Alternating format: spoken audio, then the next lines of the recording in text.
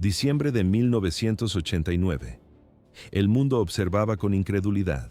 En ese momento, uno de los regímenes comunistas más herméticos de Europa del Este se desplomaba.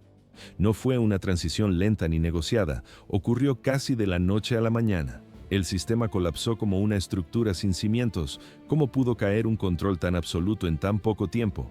Parecía que gobernarían para siempre, pero la ira acumulada fue más fuerte que la represión. En el centro del caos, dos figuras: Nicolae Ceausescu y su esposa Elena. Durante décadas, este dúo había gobernado Rumanía con puño de hierro. Utilizaron el miedo como herramienta diaria. La propaganda saturaba cada canal de televisión y cada periódico. El control sobre la población era total. Los archivos de la época muestran estadios llenos, gente aplaudiendo por obligación.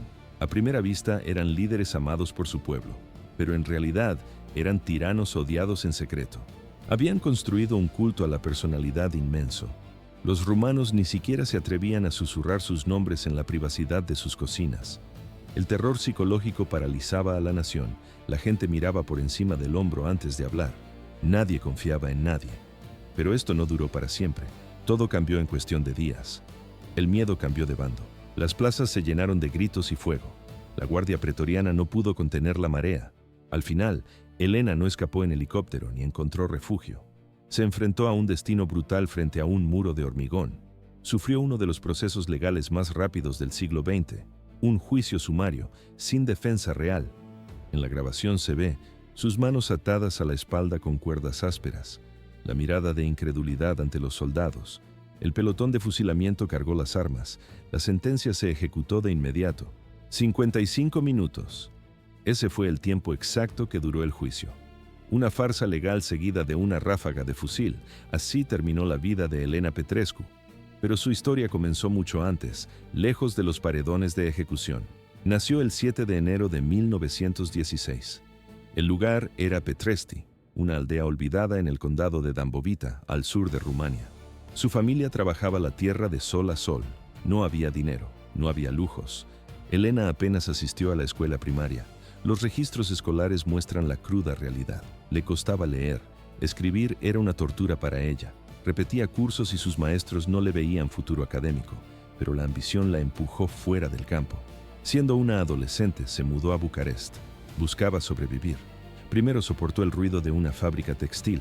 Más tarde, consiguió empleo como asistente de laboratorio en el Instituto de Química de Bucarest. Allí manipulaba tubos de ensayo y limpiaba el material, rodeada de fórmulas que no comprendía. Fue en esos pasillos donde entró en contacto con la política radical. Rumania seguía bajo una monarquía. El Partido Comunista era ilegal. Operar significaba cárcel o muerte. A pesar del riesgo, se unió oficialmente al partido en 1939. Ese mismo año conoció a Nicolae Ceausescu. Él era 5 años menor que ella.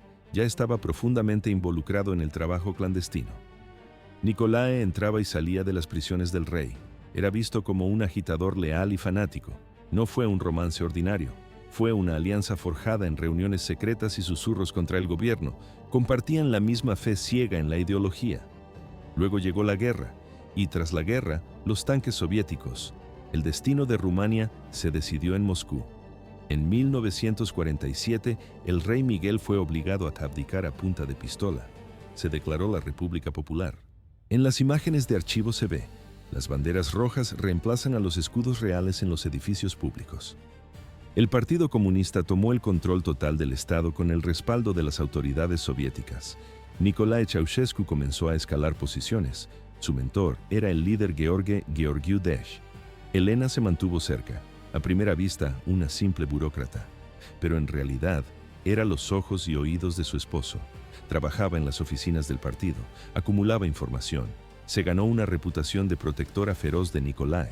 La oportunidad llegó en 1965. Gheorghiu Dej murió. El camino al trono rojo quedó libre. Nicolae asumió como secretario general del Partido Comunista. Bajo su mando, Rumania comenzó un juego peligroso: alejarse del control directo de la Unión Soviética para crear su propia dictadura nacionalista. Pero esto era solo el principio. Elena salió de las sombras. Su visibilidad creció de golpe. Quería reconocimiento intelectual a toda costa. Aunque carecía de estudios formales serios, el sistema se doblegó ante ella. Fue nombrada miembro de la Academia Rumana en 1965. Comenzó a recibir títulos honoríficos y diplomas científicos sin cursar una sola materia. Se escucha el aplauso obligado de los científicos reales en los auditorios. ¿Por qué nadie protestó? Parecía una aberración académica, pero el miedo al régimen era más fuerte que la integridad científica. Nadie se atrevía a cuestionar su intelecto. En 1971, la pareja viajó a China y Corea del Norte.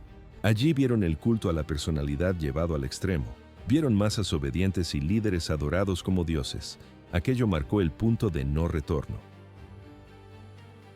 1971, el año en que todo cambió para Rumanía. Nicolae Ceausescu regresó de su visita a China y Corea del Norte transformado. Había visto la sumisión total de las masas asiáticas. Quería ese mismo poder. Lanzó las tesis de Julio. Fue una revolución cultural implacable. Se impuso un control ideológico estricto. La censura aumentó drásticamente.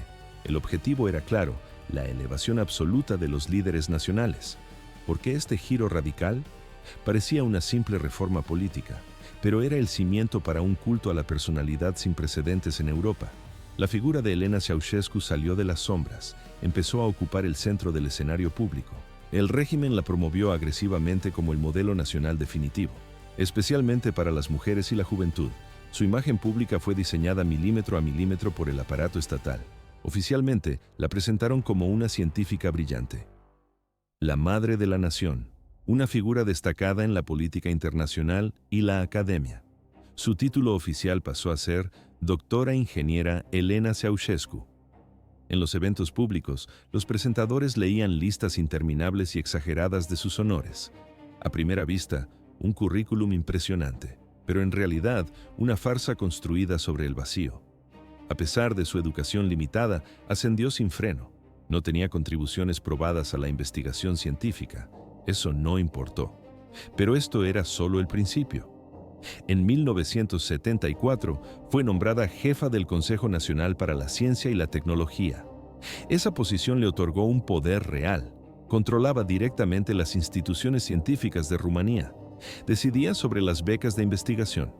Aprobaba los nombramientos académicos. Los químicos y investigadores rumanos vivían bajo una presión constante. Se les obligaba rutinariamente a citarla en sus trabajos. Se escucha el rasgueo de las plumas, añadiendo su nombre a descubrimientos en los que ella no participó. Debían asistir a eventos donde se elogiaban sus logros ficticios. Nadie se atrevía a contradecir la narrativa oficial. La mentira se exportó al extranjero. Se le concedieron títulos honoríficos de múltiples universidades dentro de Rumanía. Incluso recibió reconocimientos de instituciones extranjeras. Estos premios solían arreglarse a través de canales diplomáticos o mediante pura presión política. Los medios estatales saturaron el país, produjeron documentales, artículos y libros que glorificaban su carrera e inteligencia. En las grabaciones de la época se observa, las imprentas industriales escupen miles de copias con su biografía manipulada. Estos materiales se distribuyeron por todo el territorio en grandes volúmenes. La imagen de Elena se colocó junto a la de Nicolae en todas partes. Aparecían juntos en pancartas gigantes, carteles y en la moneda nacional. En el encuadre se ven los pasillos de los edificios gubernamentales, adornados con sus retratos vigilantes. El adoctrinamiento llegó a las escuelas. Los niños debían memorizar datos sobre sus supuestos logros científicos como si fueran historia sagrada. Las organizaciones femeninas recibieron órdenes directas. Debían presentarla como el único modelo a seguir para la mujer rumana. Recibió el título de Héroe del Trabajo Socialista. Fue nombrada miembro de pleno derecho de la Academia Rumana, uno de los organismos académicos más altos del país. Así se consolidó el fraude. Su firma valía más que la ley. Elena Ceausescu se sentaba en el Politburó, el órgano supremo del Partido Comunista, y desde allí movía los hilos del Estado. No era una simple espectadora. Influía en la planificación estatal, cambiaba al personal clave y vigilaba la pureza ideológica. ¿Por qué los generales toleraban sus caprichos? Parecían hombres de acero, pero el miedo a perder el estatus era más fuerte que su orgullo. Cualquier funcionario que la desagradara desaparecía del mapa político. A menudo eran destituidos esa misma tarde. Otros quedaban marginados en oficinas oscuras. Su temperamento era legendario en el círculo íntimo. Nadie respiraba tranquilo hasta obtener su aprobación para un ascenso.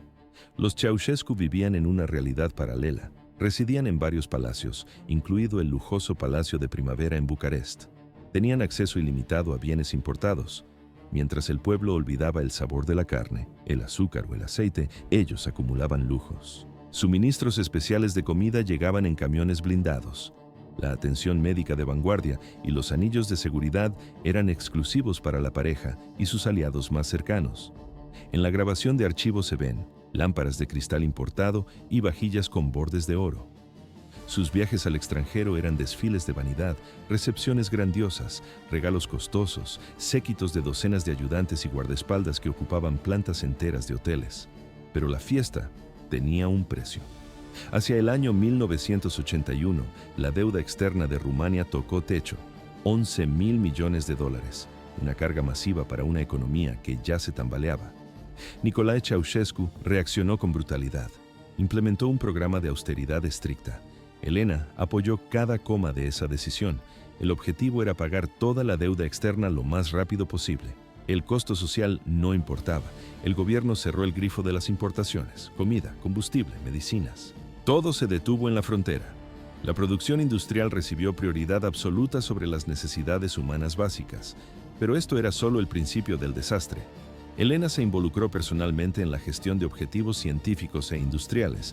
Interfería en asuntos técnicos que no comprendía. Sus órdenes eran definitivas. Los ingenieros callaban y obedecían, aunque las directrices carecieran de sentido práctico. A primera vista, una gestión rigurosa, pero en realidad, un caos administrativo provocado por la ignorancia. La productividad se desplomó. Las máquinas se detenían. Sin embargo, la propaganda insistía en que el país avanzaba hacia la gloria. La realidad en las calles era muy distinta. Para el año 1982, la oscuridad cubrió Rumania. El uso de electricidad y gas estaba estrictamente racionado. Los apagones se convirtieron en una rutina diaria. El silencio de las ciudades a oscuras era total. El agua caliente se convirtió en un mito.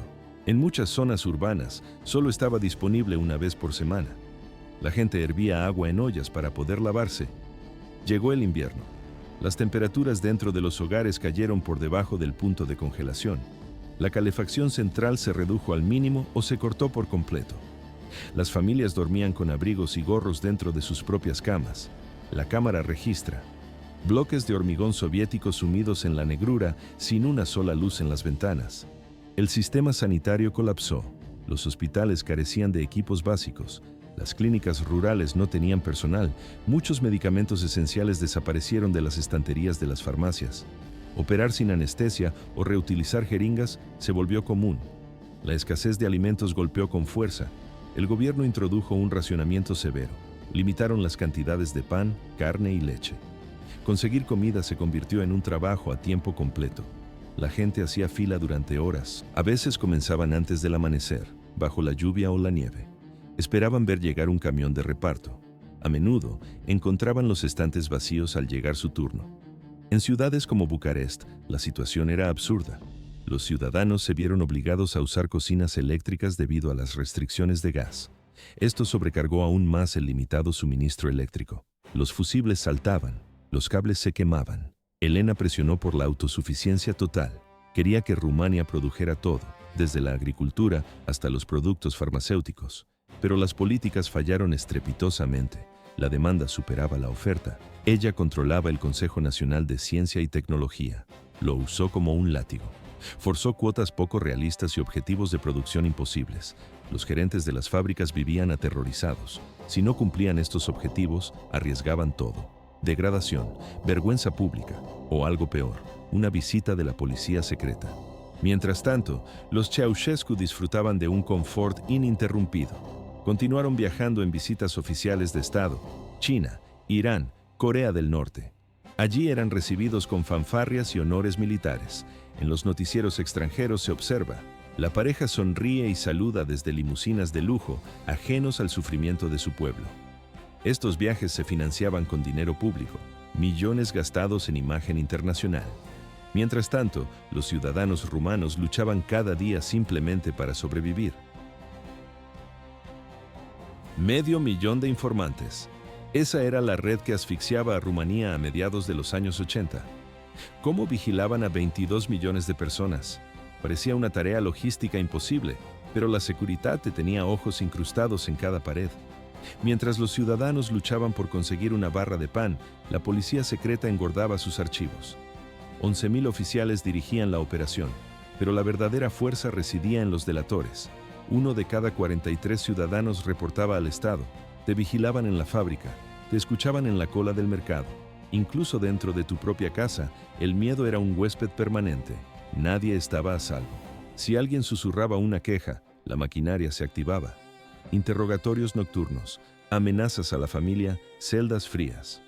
Los periodistas extranjeros tenían prohibido moverse libremente, pero la verdad se filtraba por las grietas. En la oscuridad de sus cocinas, los rumanos giraban el dial de la radio con manos temblorosas. Sintonizaban Radio Europa Libre. Escuchaban historias sobre su propio sufrimiento narradas desde el exterior. Era un acto de resistencia pasiva, pero si te descubrían, el castigo era brutal. Las organizaciones internacionales publicaban informes alarmantes sobre los derechos humanos. El régimen ni siquiera los leía. Los calificaban de mentiras fabricadas por Occidente y cerraban la carpeta. Para 1986, Elena Ceausescu ya no era solo la esposa del dictador. Había consolidado su poder absoluto. Se sentaba en el comité ejecutivo político, dirigía comisiones nacionales, controlaba la ciencia y la investigación sin tener credenciales académicas reales. En las grabaciones de la época se ve, los ministros bajan la mirada cuando ella entra en la sala. Frecuentemente anulaba las decisiones de expertos técnicos. Su palabra era ley, aunque esa palabra llevara al país al desastre. Rumanía se cerraba herméticamente. Los puentes con Occidente se rompieron. Incluso los vecinos del bloque del Este empezaron a tomar distancia. Pero esto era solo el principio. Elena apretó más la soga del control interno, reescribió los planes de estudio. La ideología del partido se inyectó en cada asignatura. No importaba si era historia o matemáticas, los estudiantes memorizaban su vida junto a la de Nicolae. En los exámenes, recitaban pasajes sobre sus supuestas contribuciones al socialismo como si fueran textos sagrados. A primera vista, una academia de ciencias respetable, pero en realidad una fábrica de egos y mentiras. Criticar a Elena era un suicidio profesional. Si un funcionario no aplaudía lo suficiente, desaparecía de su puesto. Purgaron las universidades, silenciaron a los editores, reemplazaron a los intelectuales por leales incompetentes. Los dramaturgos veían sus obras mutiladas por la censura si el guión no glorificaba al régimen. Su vanidad exigía más papel y tinta. Ordenó la creación de bibliotecas enteras dedicadas a su persona. Equipos de escritores fantasmas trabajaban turnos dobles para redactar discursos y tratados científicos bajo su nombre. Las editoriales estatales imprimían miles de copias. Traducían estos libros a varios idiomas para alimentar una imagen global que no existía. Estos volúmenes se regalaban en visitas diplomáticas. Se exhibían en ferias internacionales. Nadie los leía, pero ocupaban espacio físico en las estanterías del mundo. Mientras tanto, el resto de Europa del Este despertaba. Año 1988. Hungría debatía reformas políticas reales. En Polonia, el movimiento Solidaridad ganaba terreno metro a metro. La Alemania Oriental sentía la presión en sus fronteras. Incluso la Unión Soviética cambiaba. Mikhail Gorbachev impulsaba la glasnost y la perestroika. En Bucarest, el tiempo se detuvo. Elena y Nicolae miraban estos cambios con desprecio. Para ellos, la apertura era una debilidad. Insistían en su propio camino, aislados y paranoicos. La televisión estatal bombardeaba a la población con advertencias, atacaban las ideas extranjeras, llamaban subversión a la libertad. Los ciudadanos no tenían acceso a noticias reales, solo recibían la narrativa aprobada. Los Ceausescu eran los únicos garantes de la estabilidad. Sin embargo, la realidad sensorial de la calle no se podía ocultar con propaganda. La vida diaria se definía por 3 factores: escasez, frío y silencio. Los informes de inteligencia llegaban al escritorio de Elena, detallaban el descontento creciente, mostraban gráficos de una población al límite. Ella se negaba a mirarlos, consideraba que el hambre era una invención de los traidores, exigía lealtad ciega mientras la economía se desplomaba. El aislamiento diplomático asfixiaba las finanzas del país. Incluso los miembros leales del partido empezaron a sentir el temblor bajo sus pies. Pero Elena seguía convencida de su invencibilidad. Asistía a eventos públicos rodeada de generales con medallas y burócratas aterrados. Creía que el sistema de hormigón que habían construido era eterno. La cámara registra. Una multitud aplaude mecánicamente, pero sus rostros no muestran emoción. Lejos de las ceremonias preparadas, lejos de los noticieros editados, la presión aumentaba. La gente se congelaba en sus apartamentos sin calefacción. Las estanterías vacías eran un insulto diario. El miedo ya no era suficiente para contener el hambre. Algo tenía que romperse. Y el estallido estaba cerca. El 15 de diciembre de 1989, todo estalló. ¿Por qué una simple orden de desalojo encendió la mecha? Parecía un trámite burocrático más, pero la paciencia de Rumanía se había agotado tras décadas de hambre. El gobierno intentó expulsar a László Tokes. Era un pastor reformado húngaro, un crítico vocal del régimen en la ciudad de Timișoara. La policía llegó a su puerta. Su congregación no se apartó. Formaron una cadena humana. Bloquearon la entrada. No solo protegían al pastor, protestaban contra el sistema. La multitud creció. Los vecinos se unieron a los feligreses. En 48 horas, lo que era una disputa local se transformó en una revuelta urbana masiva. Timișoara estaba en pie de guerra. El 17 de diciembre, el régimen respondió con plomo. El ejército y la Securitate recibieron la orden. Abrieron fuego contra civiles desarmados. El sonido de los disparos rompió la tarde. Más de 60 personas murieron en el acto. Cientos cayeron heridos sobre el asfalto helado. No fue suficiente con matarlos. Las autoridades cargaron los cadáveres en camiones sin marcas. Los transportaron en secreto a otras ciudades. Los incineraron o los arrojaron a fosas comunes. Querían borrar la evidencia. Querían que las familias creyeran que sus hijos habían huido del país. Pero el silencio no funcionó. Algunos testigos lograron contactar con emisoras de radio extranjeras. La noticia cruzó la frontera. Europa se enteró. Para el 18 de diciembre, las protestas se reanudaron con más fuerza. En las calles se ve las fábricas vacías, las máquinas detenidas. Los obreros abandonaron sus puestos y marcharon al centro. Los estudiantes lideraron las columnas. Las fuerzas de seguridad intentaron reprimir de nuevo, golpearon, dispararon gases, pero el miedo había desaparecido. A primera vista, el ejército seguía armado y listo, pero en realidad los cañones ya no apuntaban al pueblo. El 20 de diciembre, Timișoara se declaró la primera ciudad libre de Rumanía. Ese mismo día, los oficiales de alto rango de la zona bajaron las armas. Se negaron a disparar una sola bala más contra sus compatriotas. En Bucarest, Nicolae Ceausescu no entendía la gravedad de la situación. Acababa de regresar de una visita oficial a Irán. Creía que todavía tenía el control absoluto. Decidió organizar una gran asamblea el 21 de diciembre. Quería una demostración de fuerza. 80.000 personas llenaron la plaza central de Bucarest. Llegaron en autobuses del Estado. Llegaron obligados por sus jefes. El evento se transmitía en vivo a toda la nación. Ceausescu salió al balcón del Comité Central. Empezó su discurso habitual sobre el socialismo y el progreso. Pero a los pocos minutos ocurrió lo impensable. En el audio de la grabación se escucha un murmullo bajo que se convierte en abucheo. Alguien gritó. Luego gritaron 10, luego miles. Sacaron pancartas ocultas bajo los abrigos. Gritaban contra la dictadura. La cámara registra. El rostro de Ceausescu se paraliza. No estaba asustado, estaba confundido. Golpeó el micrófono. Gritó, ¡aló! ¡Aló! Nadie le hizo caso. Su esposa, Elena, se inclinó hacia él. Intentó calmarlo. Le dijo que hablara con la gente, pero el daño era irreversible. La transmisión se cortó bruscamente. La pantalla se fue a negro. El caos se apoderó de Bucarest. La multitud rompió el cordón policial y cargó hacia el escenario. Esa noche, la capital ardió. Los manifestantes levantaron barricadas con coches y muebles. Prendieron fuego a los símbolos del partido. La policía antidisturbios cargó, pero fueron superados por el número. Se escucharon disparos hasta el amanecer. Los trabajadores de las zonas industriales periféricas entraron en la ciudad. El gobierno perdió el control de las calles.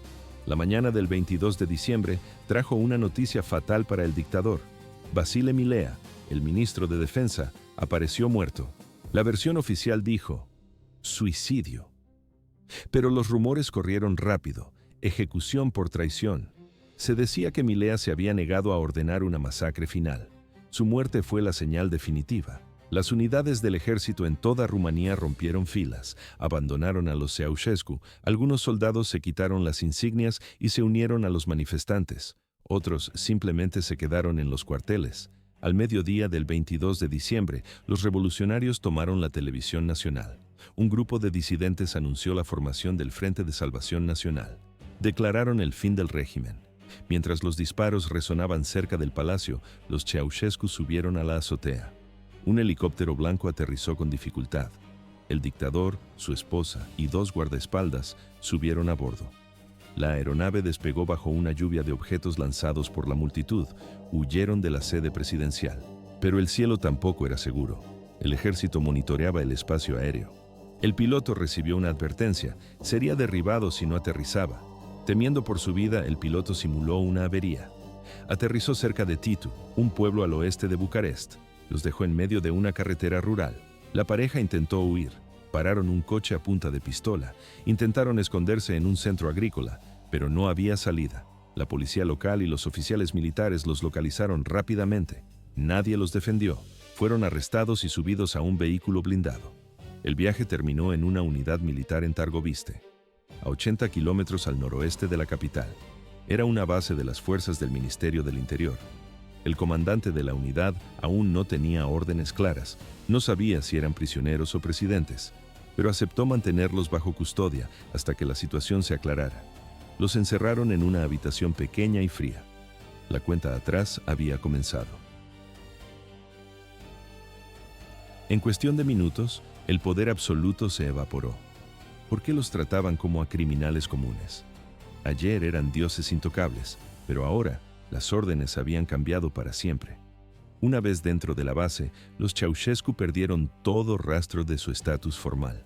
Fueron procesados como simples detenidos. Los soldados desarmaron a sus guardaespaldas personales y los separaron de inmediato. La pareja terminó confinada en una habitación pequeña y hostil. El mobiliario era escaso. En el encuadre se ven solo 2 camas con armazón de metal y mantas militares ásperas. Las ventanas tenían barrotes de hierro. Los guardias vigilaban la puerta las 24 horas del día. Por primera vez en décadas, Nicolás y Elena no tenían acceso a nadie, ni asistentes, ni asesores, ni personal. El aislamiento era total. Elena estaba especialmente agitada. Los soldados informaron que hablaba sin parar. Su voz llenaba la pequeña celda. Exigía hablar con camaradas leales. Lanzaba acusaciones de traición contra los oficiales de alto rango. Se negaba a aceptar la realidad. No creía que el Comité Central los hubiera abandonado. Insistía con vehemencia. El levantamiento era un complot extranjero. Nicolás parecía más tranquilo. Se mostraba retraído.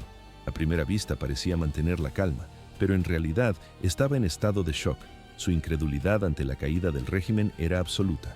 Pidió una máquina de escribir y un bloc de notas. Quería redactar una declaración oficial. Asumía que todavía existían miembros del partido que lo apoyaban. Esperaba comunicarse con ellos. El rechazo fue inmediato.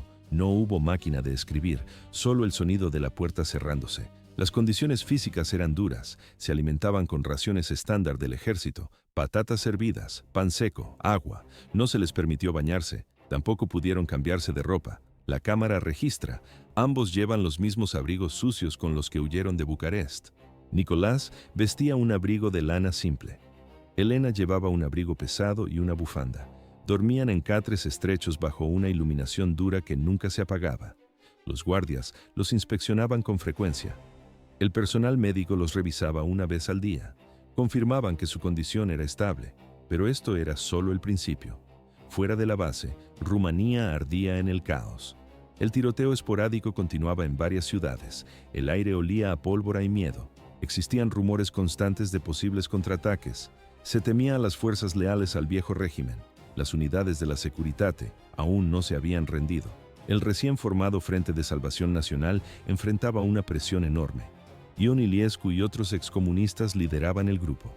Pero los manifestantes exigían resultados. Los comandantes militares exigían órdenes claras. La gente en las calles pedía justicia inmediata.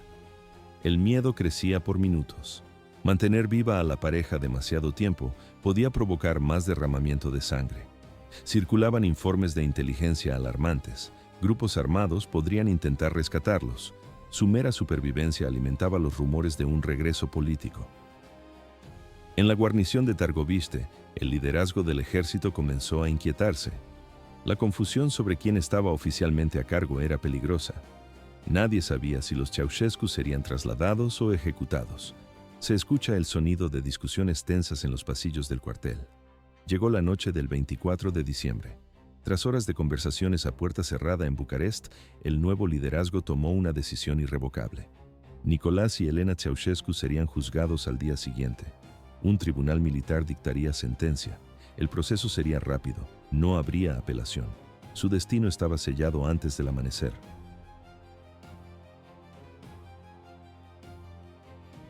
25 de diciembre de 1989. En esa mañana fría, Nicolae y Elena Ceausescu fueron trasladados bajo fuerte escolta. Su destino era una sala improvisada dentro de la base militar de Targoviste.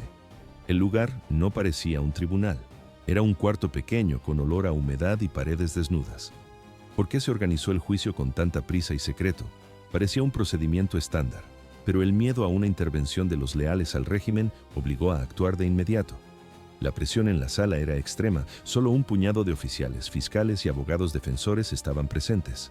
El Tribunal Militar Excepcional fue formado por el Frente de Salvación Nacional. Al mando estaban el general Jica Popa y el fiscal Dan Boinea. Eran la 1:20 de la tarde cuando comenzó la sesión. No había jurado. La cámara graba la escena. Una sola lente fija captura el encuadre cerrado para el archivo histórico. Los acusados no tuvieron acceso previo a defensa legal. Su abogado asignado, Nicolae Teodorescu, apenas tuvo unos minutos para cruzar palabras con ellos antes de empezar. La pareja estaba sola. Los cargos presentados contra Nicolae y Elena incluían 5 acusaciones devastadoras: genocidio, ataque armado contra el pueblo, sabotaje a la economía nacional, destrucción de propiedad pública, intento de fuga utilizando fondos del Estado. La acusación de genocidio se basaba en cifras aterradoras. El tribunal estimó más de 60.000 muertos durante las protestas. Investigaciones posteriores situarían esa cifra cerca de 1.100 víctimas, pero en ese momento el número resonó como una condena absoluta. La acusación también abarcaba décadas de un gobierno opresivo que causó sufrimiento a largo plazo. En la grabación se ve: Elena golpea la mesa y señala con el dedo a los oficiales. Su actitud fue combativa desde el primer segundo. Interrumpía al fiscal repetidamente. Alzaba la voz contra los guardias. Rechazaba de plano la autoridad del tribunal. Se negó a responder a muchas de las preguntas y calificó el juicio como una farsa vulgar. Nicolae mantuvo una postura distinta. Aunque visiblemente tenso, insistió en que seguían siendo los jefes de Estado legítimos. Exigió hablar ante la Gran Asamblea Nacional. Afirmó que la revolución no era más que un golpe de Estado. Lo llamó una obra de traidores y agentes extranjeros. Pero esto era solo el principio del fin. Los jueces tenían instrucciones de moverse rápido. Cortaron las declaraciones de la pareja y presionaron para avanzar. A primera vista, un proceso judicial, pero en realidad, una formalidad previa a la ejecución. El juicio careció de los procedimientos legales más básicos. No se presentó evidencia física de los crímenes. No se llamó a ningún testigo al estrado. La defensa no tuvo oportunidad de interrogar a nadie. El ambiente era irrespirable. Los guardias mantenían los dedos cerca del gatillo, conscientes del caos que todavía se desarrollaba en todo el país. Faltaban 15 minutos para las 3 de la tarde. El tribunal dictó su veredicto. Nicolae y Elena Ceausescu fueron declarados culpables de todos los cargos. La sentencia fue la muerte por fusilamiento. El fallo incluía una orden de ejecución inmediata, sin apelación, sin posibilidad de posponerlo. La decisión se firmó y anunció en cuestión de minutos. Se escucha el sonido metálico de las armas preparándose fuera de cámara. Aunque apresurado y controvertido, el nuevo liderazgo veía el juicio como un acto necesario. Había que restaurar el orden, había que detener la violencia.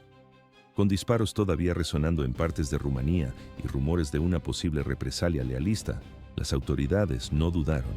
Creían que retrasar la sentencia traería consecuencias peligrosas. Los soldados que esperaban fuera de la sala recibieron sus órdenes finales. La ejecución tendría lugar inmediatamente. Todo ocurriría dentro de los muros del mismo complejo militar. Así terminó el poder del dictador. Era una tarde helada de invierno. La nieve cubría cada centímetro de la base militar de Targoviste. Los soldados sacaron a Nicolae y Elena del tribunal improvisado. No hubo pausa. El equipo de ejecución ya estaba seleccionado. Eran paracaidistas de élite bajo el mando del capitán Ionel Boeru. Él y 2 soldados más recibieron la misión final. A primera vista, un simple traslado de prisioneros, pero en realidad era una marcha hacia la muerte. Los llevaron al patio bajo una vigilancia estricta. No se les concedió tiempo para declaraciones finales. Tampoco hubo últimas voluntades. Mientras caminaban, Elena no dejó de gritar. Lanzaba insultos a los oficiales con rabia. Su voz resonaba en el aire frío. Exigía que no los separaran. Insistía en ser ejecutada junto a su marido. Su incredulidad se mantenía firme. Seguía afirmando que el tribunal no tenía derecho y que ellos eran los dueños legítimos de Rumanía. Nicolae intentaba mantener la compostura, pero el cuerpo no miente. Estaba pálido y débil. En el video se nota. Sus manos tiemblan sin control mientras lo atan. Los soldados usaron cuerdas ásperas. Ataron también las manos de Elena. Los colocaron uno al lado del otro contra una pared en la esquina del patio. Eligieron ese muro por su superficie sólida y discreta. No había estrado oficial. No había ceremonia. ¿Por qué tanta prisa? Se temía un intento de rescate por parte de los leales al régimen. La velocidad era vital. La orden de fuego se dio al instante. Los paracaidistas alzaron sus fusiles. Una larga ráfaga rompió el silencio. Decenas de balas impactaron en la pareja. Según los informes, murieron casi al instante. Los médicos confirmaron el deceso segundos después. Todo el proceso duró menos de 5 minutos, desde que pisaron la nieve del patio hasta el último disparo. Pero esto era solo el principio. Una única cámara de video registró la ejecución. El operador era personal del ejército. La cinta tenía un propósito claro: servir de prueba, tanto para el pueblo rumano como para el mundo exterior. El régimen de Ceausescu había terminado de verdad. Días más tarde, la televisión nacional emitió fragmentos de la grabación. La cámara registra los cuerpos inmóviles en el suelo y el polvo asentándose. Para muchos rumanos fue el primer momento de certeza. Vieron con sus propios ojos el fin de la dictadura. Colocaron los cadáveres en ataúdes de madera sencilla. Un helicóptero los trasladó a Bucarest. Los enterraron en el cementerio militar de Ghencea. Al principio, las tumbas no tenían nombre. Querían evitar peregrinaciones de los fanáticos. Más tarde, añadieron pequeñas lápidas. La ejecución marcó el fin del comunismo en Rumanía. El país giró hacia la democracia. Pero el legado de los Ceausescu dejó heridas profundas. Elena se convirtió en el símbolo de la arrogancia del régimen. Su ascenso fue rápido a pesar de su falta de educación. Su caída fue igual de veloz. Con el paso de los años, surgieron teorías de conspiración. Algunos argumentaban que el juicio fue demasiado rápido. Otros decían que era la única salida para evitar el caos. Pero la mayoría coincidía en una cosa: la era del miedo había terminado. El nombre de Elena seguía siendo polémico. Cambiaron los nombres de las instituciones que la honraban. Se expusieron sus trabajos académicos como fraudes. Retiraron sus premios póstumamente. En la década de los 2000, la atención pública volvió a las tumbas. En el año 2010, la familia solicitó la exhumación. Necesitaban confirmar la identidad mediante pruebas de ADN. Los resultados fueron definitivos. Los cuerpos enterrados en Ghencea eran efectivamente Nicolae y Elena. Así se cerró el expediente forense.